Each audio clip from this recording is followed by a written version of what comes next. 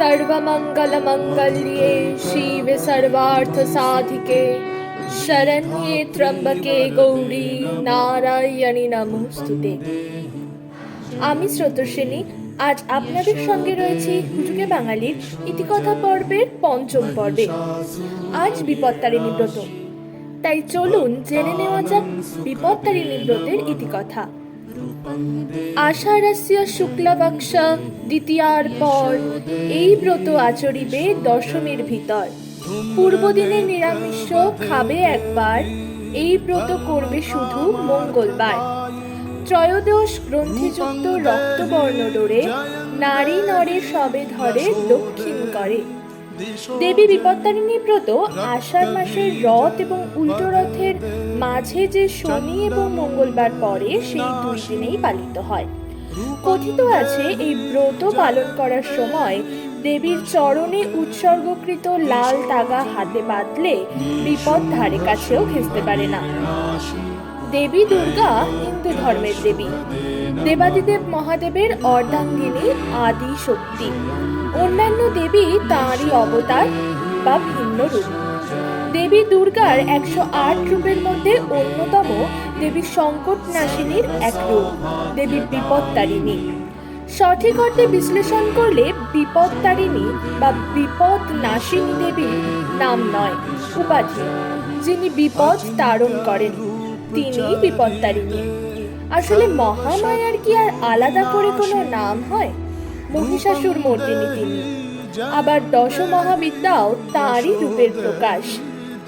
বাংলার ঘরে ঘরে বিবাহিত মহিলারা স্বামী সন্তান পরিবারের মঙ্গল কামনায় মা বিপত্তারিণীর পুজো করে থাকেন। গ্রামাঞ্চলে বিপত্তারিণী পুজো 4 দিন ধরে চলে। প্রথম দিনে দেবীর আরাধনা হয়। মহিলারা গঙ্গা বা কোনো নদীতে স্নান করে তুন্ডি কাটেন। তারপর 2 রাত্রি ধরে রাতে বাংলার লোকগান, ভজন ও কীর্তন চলে। চতুর্থ দিনে বিসর্জন হয়। বিপত্তারিণী পুজো উপলক্ষে মেয়েরা উপবাস করে থাকেন। কিন্তু জানেন কি এই ব্রতর মাহাত্ম্য কথা? দেবীর মাহাত্ম্য নিয়ে একাধিক বৃত্তান্ত রয়েছে। দেবীর বিপত্তারিণী রূপ নিয়ে মার্কেন্ডেয় পুরাণে কাহিনীটি বেশ জনপ্রিয়।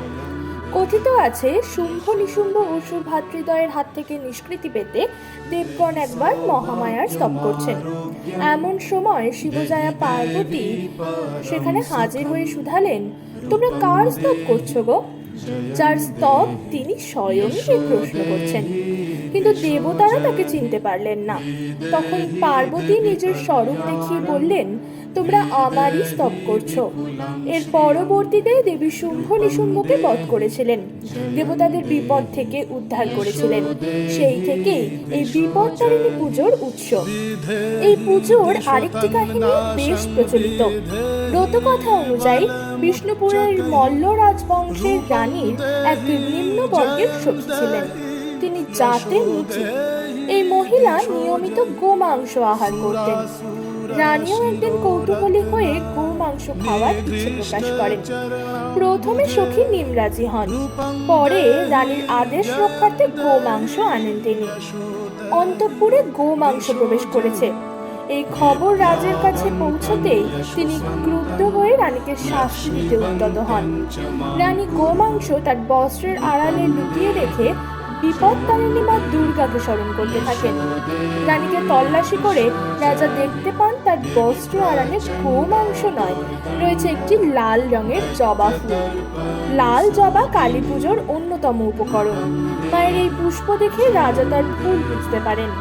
রানীকে ক্ষমা করে দেন তিনি। মা বিপত্তারিণী দুর্গার কৃপায় রানীর বিপদ কেটে যায়। এরপর থেকে রানীর নিষ্ঠা সহকারে বিপত্তারিণী ব্রত করতে থাকেন। সেই থেকেই বিপত্তারিণীর পুজো প্রচলিত হয়েছে বলে জানা যায়।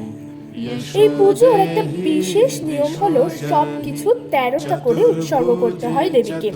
ব্রতর আচার হিসেবে সবকিছু দিতে হয় 13টি করে। যেমন 13টি নৈবেদ্য সাজাতে হয়। ব্রত পালনে লাগে 13 রকমের ফুল, 13 রকমের ফল, 13টি পান, 13টি সুপারি, 13টি এলাচ। এছাড়া বিপত্তারিণী ব্রত পালনের গুরুত্বপূর্ণ অঙ্গ হিসেবে হাতে বাঁধতে হয় লাল চুড়ি বা ডোর বা তাগা। এই ডোর তৈরির ক্ষেত্রে 13 সংখ্যা খুব গুরুত্বপূর্ণ। 13 গাছা লাল সুতোর সঙ্গে 13টি দূর্বা রেখে 13টি গিট বেঁধে তৈরি হয় এই পবিত্র তাগা বা ডোর। বিশ্বাস করা হয় যে এই তাগা হাতে পড়লে তাকে কোনো বিপদ স্পর্শ করতে পারে না। বিপত্তারিণী পুজোর শেষে সকলেই হাতে ওই তাগা বেঁধে দেওয়া হয়। মেয়েরা বাম হাতে ও ছেলেরা ডান হাতে এটি পরে। এটি শুধু ব্রত পালন যিনি করছেন তিনিই যে বাঁধেন এমনটা নয়, পরিবারের বিপদ মুক্তির জন্য সদস্যদের হাতেও বেঁধে দেওয়া হয়।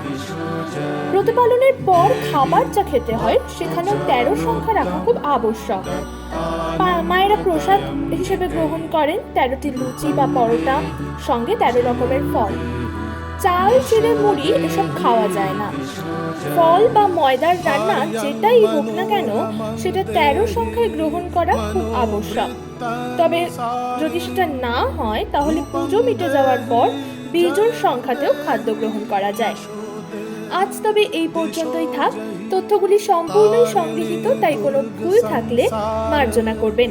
ভিডিওটি ভালো লাগলে লাইক, কমেন্ট, শেয়ার করবেন এবং যদি প্রথম পুজোকে বাঙালির পেজে এসে থাকেন তাহলে অবশ্যই ইউটিউবে সাবস্ক্রাইব করে দেবেন।